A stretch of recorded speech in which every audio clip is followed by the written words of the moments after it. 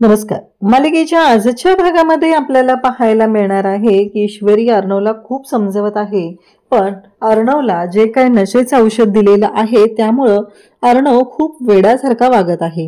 Finally ईश्वरी अर्णवला घरी घेऊन आलेले आहे. रूममध्ये घेऊन जाताना सुद्धा तिला खूप मोठे टास्क पूर्ण करावे लागलेले आहेत. परंतु ईश्वरीने मात्र अजिबात हार मानलेली नाही आणि ईश्वरीने अर्णवला फायनली रूममध्ये नेलेलं आहे. तर दुसऱ्या दिवशी उठल्यावर अर्णवला ही गोष्ट कळते, तर अर्णवने ईश्वरीसाठी छान असं सॉरी लिहिलेलं ग्रीटिंग मागवलेलं आहे, पण ईश्वरी मात्र अर्णववर चिडले. अर्णव आता तिचा राग कसा दूर करणार हे आपण पुढे पाहणार आहोत. त्यासाठी हा व्हिडिओ शेवटपर्यंत पहा. त्याचबरोबर चॅनलवरती नवीन असाल तर चॅनलला नक्की सबस्क्राईब करा. तर इकडे ऑफिसमध्ये ईश्वरीच्या पोटाला पकडून अर्णव बसलेला असतो.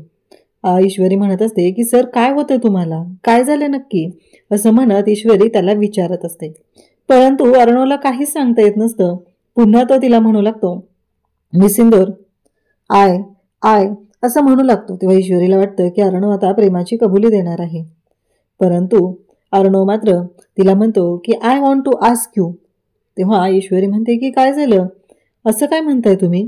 तेव्हा तो म्हणतो की मग का रागवून माझ्यावरती मला सोडून गेली होतीस, सांग ना का गेली होतीस, असं म्हणत ईश्वरीच्या मागेच लागलेला असतो. ऐकायलाच तयार नसतो. मग ईश्वरी म्हणते की सर आपण घरी जाऊया, चला खूप उशीर झालाय, आपल्याला घरी जाणं गरजेचं आहे, असं ईश्वरी अर्णवला सांगत असते.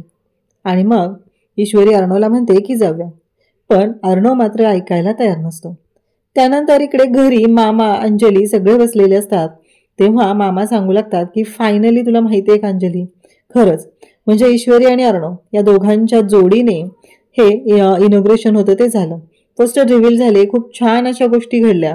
खरं तर ईश्वरी आणि अर्णव दोघंही खूप छान दिसत होते. सगळं अगदी खूप छान झालेलं आहे आणि दोघांनी जोडीनं केलं बरं का इनॉग्रेशन, असं मामा सांगू लागतात. परंतु इकडे त्यावेळेस तिथे बसलेल्या राकेश आणि वल्लरीला मात्र खूप राग आलेला असतो. तेव्हा आकाश म्हणत असतो की हो आज ना खऱ्या अर्थाने खूप छान असं इनॉग्रेशन झालेलं होतं, खूप छान पद्धतीने या गोष्टी झालेल्या होत्या. तेव्हा वल्लरी म्हणत असते की झालं म्हणजे आता माझीच वाट लागणार आहे. काहीही झालं तरीही मी या ईश्वरीला घरी थांबवू शकलेले नाही, म्हणून ती लावण्या माझ्यावर भडकणार आहे, असं इकडे वल्लरीच्या डोक्यात सुरू असतं. तर राकेश म्हणत असतो की आज मला एवढी मोठी संधी मिळालेली होती, खरंच त्या संधीचं मला सोनं करता आलं नाही. त्यावेळेस आकाश म्हणत असतो की बरं झालं ईश्वरी स्वतःहून ॲटोने तिथं आली म्हणून ते इनॉग्रेशन वेळेवर होऊ शकलं, नाही तर दादाने स्पष्ट सांगितलेलंच होतं जोपर्यंत ईश्वरी येणार नाही तोपर्यंत इनॉग्रेशन होणार नाही. इकडे लावण्याच्या बाबतीत आता वल्लरीला प्रश्न पडलेला असतो. वल्लरी म्हणत असते की आता काय करू मी आणि कशा पद्धतीने गोष्टी करू, जर त्या लावण्याला हे सगळं समजलं तर ती भडकणारच आहे. इकडे लावण्याला मात्र खूप राग आलेला असतो, तिची खूप चिडचिड होत असते. ही मिडल क्लास ईश्वरी, हिने माझ्या कानाखाली मारले, तिने मला टच करण्याचा प्रयत्न तरी कसा केला, हिम्मत कशी झाली तिची, सोडणार नाही मी तिला. एक दिवस हाच AR तिच्या कानाखाली जाळ काढून तिला स्वतःच्या आयुष्यातून जेव्हा हाकलून देईल ना तेव्हाच मी शांत राहणार आहे. म्हणजे आता ईश्वरी आणि अर्णव या दोघांना वेगळं करण्यासाठी आता लावण्या पेटून उठलेली आहे. कारण आज ती ईश्वरीमध्ये आली म्हणून AR माझा होता होता राहिला, नाहीतर आम्ही दोघाच एक झालो असतो, आम्हाला दोघांना कोणीही वेगळं करू शकत नाही, असं ही स्वतःशी बोलत असते. म्हणजे हिने स्वतः ठरवून टाकले की ती आणि अर्णव एक झाले पाहिजेत किंवा त्यांच्या बाबतीत जे काही झालं पाहिजे हे सगळं तिला स्वतःला वाटत असतं आणि म्हणून तर तिने स्वतःच या सर्व गोष्टी बोलून दाखवत असते. इकडे ईश्वरी अर्णवला घेऊन बाहेर आली ऑफिसच्या. ती पण तिच्यासाठी खूप मोठा टास्क होता, अर्णव यायलाच तयार नव्हता. मग फायनली ईश्वरीने अर्णवला ऑफिसच्या बाहेर आणलेलं असतं आणि त्यासोबतच अर्णव ईश्वरीला म्हणत असतो की मिस इंदोर, खरंच म्हणजे तुला एक सांगू का. तेव्हा ईश्वरी मात्र म्हणत असते की हे सगळं काय होतंय, अर्णव सर असे का करतायत, हा एकच प्रश्न तिला सतावत असतो. ती अर्णवला समजवण्याचा प्रयत्न करत असते, परंतु अर्णव मात्र ऐकायलाच तयार नसतो. अर्णव म्हणत असतो की चला. ईश्वरी म्हणते की सर आज तुम्ही गाडी नाही चालवायच्या. तेव्हा अर्णव म्हणत असतो की नाही नाही आज आपण लॉंग ड्राईव्हला जाऊया, इंदोरला जाऊया, असं अर्णव तिला सांगत असतो. परंतु ईश्वरीला कळतच नसतं की समजवायचं कसं. तेव्हा अर्णव मात्र वेड्यासारखा तिथेही रस्त्यावर वागत असतो. ईश्वरीला कळतच नाहीये की म्हणजे अर्णव सरांच्या बाबतीत हे सगळं काय झालंय आणि असं का करतायत ते, यामागं काय कारण आहे. आणि त्याचबरोबर या सगळ्या गोष्टी जेव्हा समोर येत असतात तेव्हा मात्र ईश्वरीने रिक्षा करायची म्हटलं की त्या क्षणी अर्णव मागं लागलेला असतो की थांब, शिर्केंना सांगतो. आपल्याला सात्विक फॅशनच्या एक 10-12 रिक्षा असल्या पाहिजेत, त्यांच्यावरती निळा कलरचा लोगो असला पाहिजे, अशा इन्स्ट्रक्शन द्यायला सुरुवात केलेली असते. तेव्हा ईश्वरी म्हणते की हे बघा अर्णव सर, काहीही झालं तरी आत्ता आपण प्रायव्हेट रिक्षा बोलवूया आणि त्याने जाऊया. आता आपल्याला आपल्या सात्विक फॅशनच्या कोणत्याही रिक्षा नको आहेत, असं ईश्वरी अर्णवला सांगते. तेव्हा मात्र अर्णव ऐकायला तयार नसतो. फायनली ईश्वरीने रिक्षा बोलवलेली असते. त्या रिक्षामध्ये अर्णवला बसवलेलं असतं आणि अर्णवला घेऊन ती आता घरी पोहोचलेली असते. आता घरी आल्यावर हा जो अर्णव जो आहे तो पुन्हा ऐकायला तयार होत नाहीये. त्याचं एकच असतं की नाही. आणि तो रिक्षाचं बिल ईश्वरी देते, अर्णवच्या खिशातून पैसे काढते, रिक्षाचं बिल देते, तोपर्यंत अर्णव तिथून गायब झालेला असतो. ईश्वरी बिचारी हादरते की सर कुठे गेले.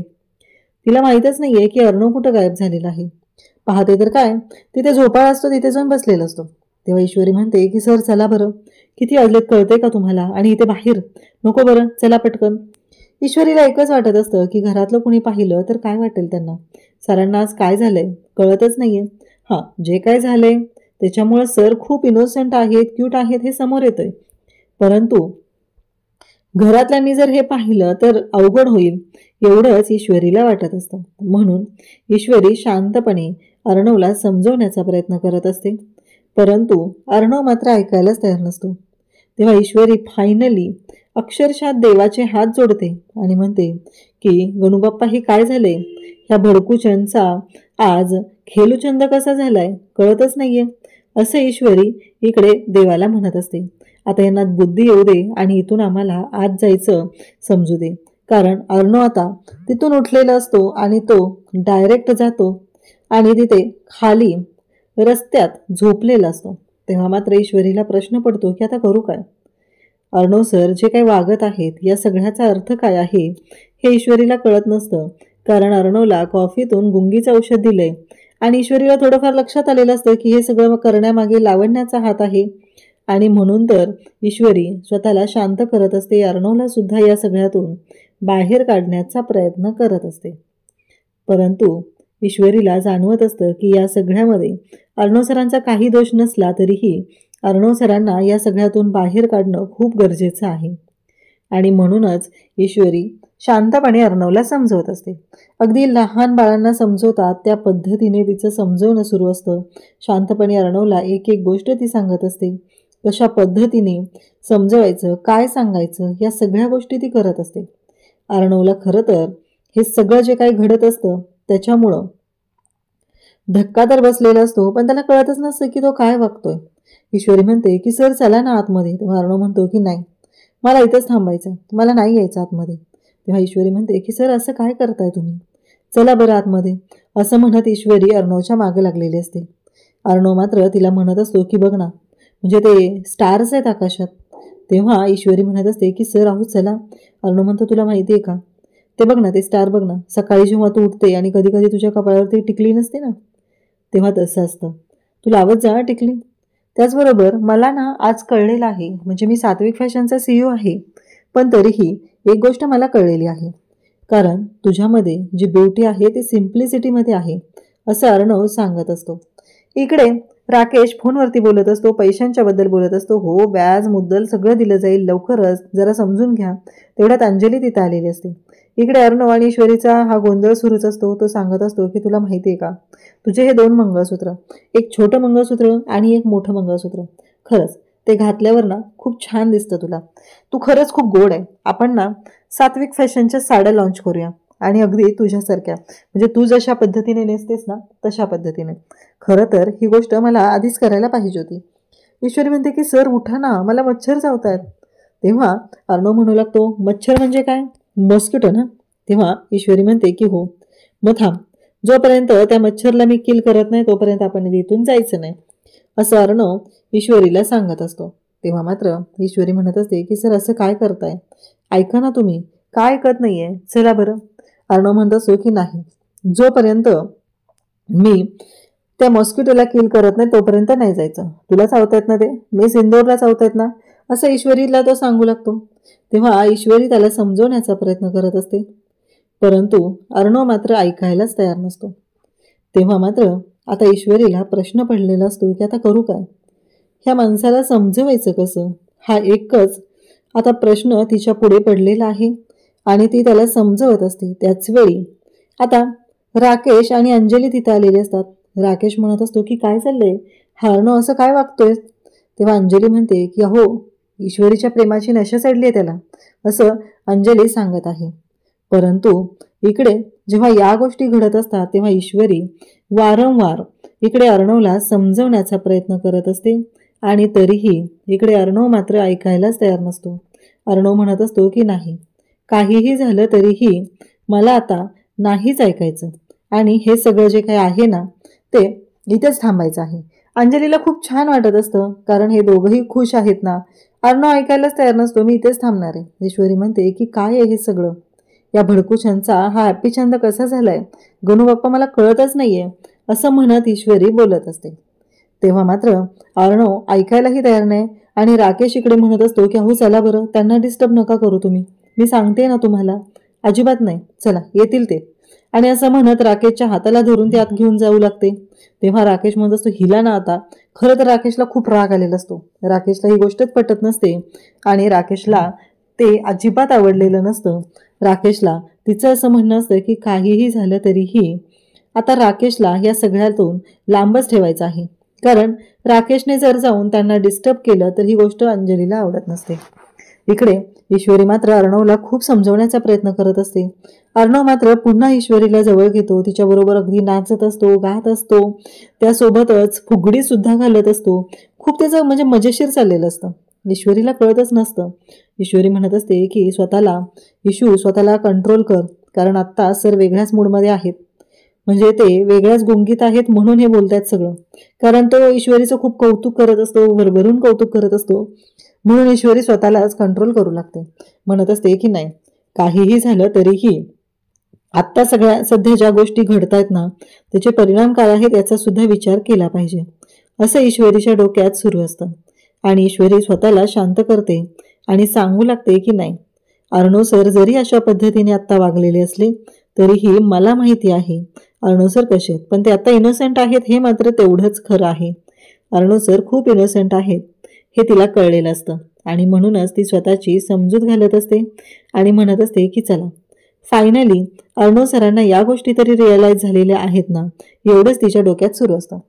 ईश्वरी अक्षरशः थकलेली असते. लहान मुलांची जशी समजूत घातली जाते ना तशा पद्धतीने ती अर्णवची समजूत घालत असते. अर्णवला म्हणत असते की सर प्लीज ऐका, असं नका करू, पण अर्णव ऐकायलाच तयार नसतो. शेवटी ईश्वरी म्हणत असते की सर चला बरं. तर उद्याच्या भागात आपल्याला पाहायला मिळणार आहे की ईश्वरी अर्णवला घेऊन आत येते आणि ईश्वरी अर्णवला म्हणत असते की मी तुमच्यासाठी सरप्राईज ठेवले की नाही, रेड रोजेस हे सगळं, बरं चला बरं तुम्ही आतमध्ये, असं म्हणत ती अर्णवला घेऊन आतमध्ये आलेली असते. पण अर्णव मात्र ऐकायला तयार नसतो. अर्णव म्हणत असतो की नाही आणि मग जिना चढायचा असतो. 2 पायऱ्यावरती चढतो, पुन्हा माघारी येतो, 2 पायऱ्यावरती चढतो, पुन्हा माघारी येतो. हे ईश्वरीचं चाललेलं असतं. आणि त्याचबरोबर ईश्वरी म्हणत असते की काय चाललंय हे. तेव्हा अर्णव रडायला लागतो. ईश्वरी म्हणते काय झालं. अर्णव सांगू लागतो की ही शिडी संपतच नाहीये. आणि त्याचबरोबर हे सगळं जेव्हा घडत असतं तेव्हा मात्र अर्णव म्हणत असतो की काय चाललंय. तेव्हा ईश्वरी म्हणत असते की अर्णव सर एकदा ऐका ना तुम्ही माझं, असं म्हणत ईश्वरी अर्णवला समजवण्याचा प्रयत्न करत असते. अर्णव रडत असतो तेव्हा ईश्वरी त्याला समजवून वरती घेऊन जाते. तर उद्याच्या भागात आपल्याला पाहायला मिळणार आहे की ईश्वरीने या सगळ्या गोष्टी अर्णवसाठी केलेल्या असतात. अर्णवसाठी हे सगळं ती करत असते. मग दुसऱ्या दिवशी उठल्यानंतर अर्णवने ईश्वरीसाठी ग्रीटिंग मागवलेलं असतं आणि मग एक पार्सल आलेलं असतं ईश्वरी आणि अर्णवसाठी. ईश्वरीसाठी. मग ईश्वरीने ते पार्सल हातात घेतलेलं असतं आणि त्याच्यामध्ये सॉरी लिहिलेलं ग्रीटिंग असतं आणि त्याचबरोबर मिठाई असते. हे सगळं जेव्हा ईश्वरी पाहते तिकडून अर्णव पाहत असतो आणि मग अर्णवच्या लक्षात येतं. ईश्वरीला राग आलेला असतो आणि ईश्वरी मग रागाने ते ग्रीटिंग जे आहे ते घेते आणि आकाशला देते आणि आकाशला म्हणते की हे पण तुम्हाला ठेवा आणि त्याचबरोबर ही मिठाई पण सगळ्यांना वाटून टाका असं ईश्वरीने सांगितलं. आता मात्र इकडे अर्णवला धक्का बसलेला आहे. ईश्वरीने रागानेच ते ग्रीटिंग आणि ते जे गिफ्ट आहे, ते जी मिठाई आहे ती इकडे आकाशला देऊन टाकलेली आहे. अर्णव मात्र तिला समजवण्याचा प्रयत्न करत असतो, पण ईश्वरीने अर्णवचं सॉरी मात्र स्वीकारलेलं नाही. अशाच अपडेटसाठी चॅनलशी कनेक्ट राहा. थँक्यू.